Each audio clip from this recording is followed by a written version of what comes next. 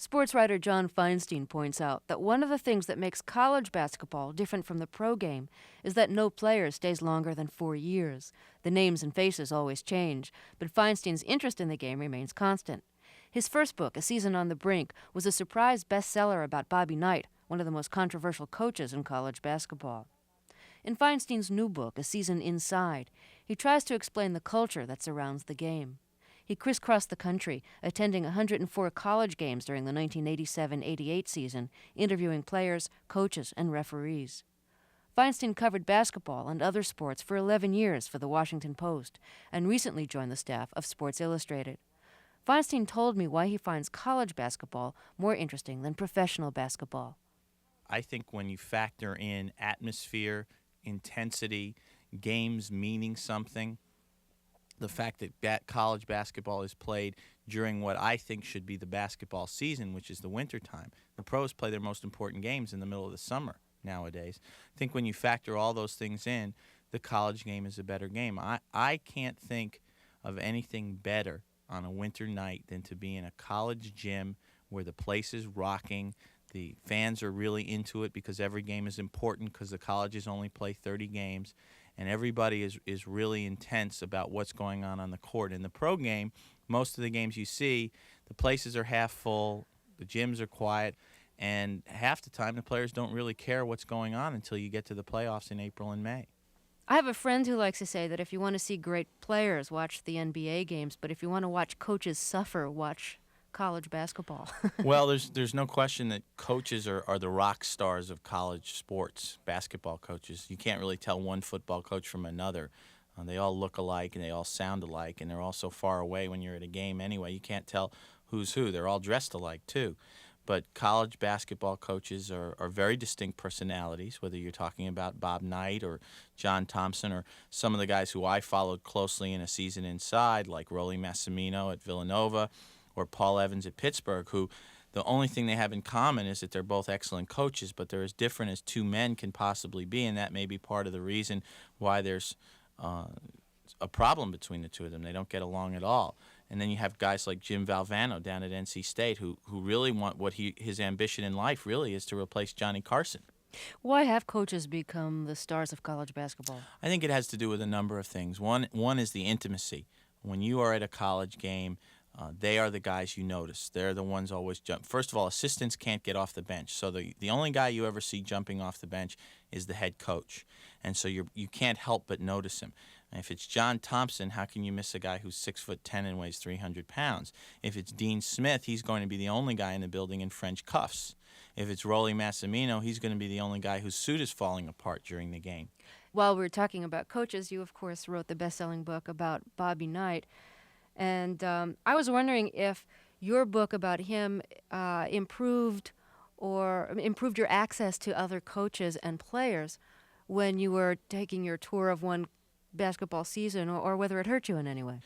Most of them reacted very positively because basketball people, when they read A Season on the Brink, even though Knight didn't like it, basketball people reading it felt that it was fair and that it was an accurate reflection of the way Knight is. So when I would approach a Gene Cady at Purdue or Lute Olson to ask if Steve Kerr could be involved in the project, or Danny Manning and Larry Brown at Kansas, they all seemed to feel that since I had treated Knight fairly, that I would treat them fairly. And they were very open to giving me that kind of access that I had with Knight, getting into their locker rooms and their meetings and talking quite frankly to me about what was going on inside their teams during the season.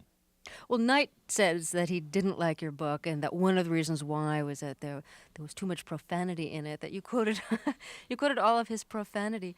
What were your reactions to his reaction to your book? Well, one thing, and I don't think there'd be any dispute on this, I didn't quote all his profanity because if I had, the book would have been longer than War and Peace and War and Remembrance combined. But he somehow felt that I was going to leave all of his profanity out, and I had told him that for the book to be an accurate reflection of who he is, profanity had to be included because that's a part of his personality, a major part of it. But My reaction to his not liking the book was to write him and say, I'm sorry you don't like this because the access you gave me makes the book what it is. But I wouldn't change a word of it because I think it is what we set out to do, which was give people an idea of what it was like to live through a season with him. It seems that the part of the season most universally hated by coaches is recruiting. You quote Jim Valvano as saying, if you're a decent human being on any level, you must hate what we do in recruiting. Right. I think that if there's one thing all coaches agree on, it's that if they never had to recruit again, they would be very happy. Recruiting is something that is inherently dishonest. You are selling a product.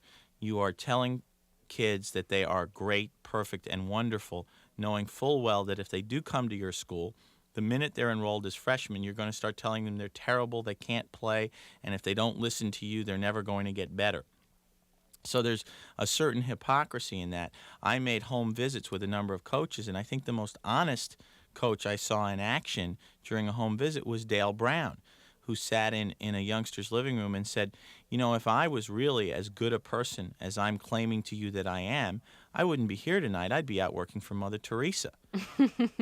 And he went on to say, I'm sitting here in New Jersey today telling you why it would be great for you to go to school in Louisiana, that your parents can get there by airplane very quickly, that it's no problem.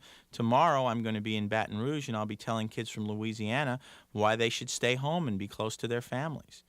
Now, the colleges are in a kind of funny situation. Do they admit that they're making lots of money from their star basketball players and treat them differently, therefore, from other students? Or do they try to treat the basketball stars as if they were just regular students and not acknowledge how much cash they're making from the teams? Well, they admit that athletes are different by the very fact that they admit athletes to their school who would normally not get in.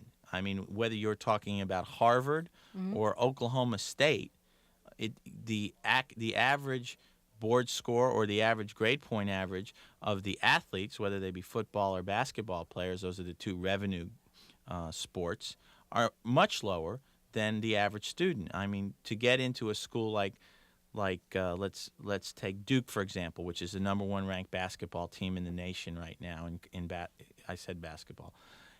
The average board score at Duke is somewhere in the 1200s, but basketball players can get in with board scores as low as 800, and Duke is one of the schools that has relatively high academic standards for athletes, and yet they will admit basketball players who score over 400 points lower than the average because they're athletes. You know, one of the coaches who you spoke to in the book described college basketball as a culture all its own, and I was wondering how close you think sports writers actually get into the culture. I think it depends on the sports writer. I think the very best of them can do it, can make people explain that the good side of college basketball is more than just a game, to coin a phrase. But I think that when you see people like Steve Kerr, who come back from the assassination of his father when he was a freshman, his dad was assassinated by the PLO, and rebound from that to become a folk hero in the whole state of Arizona.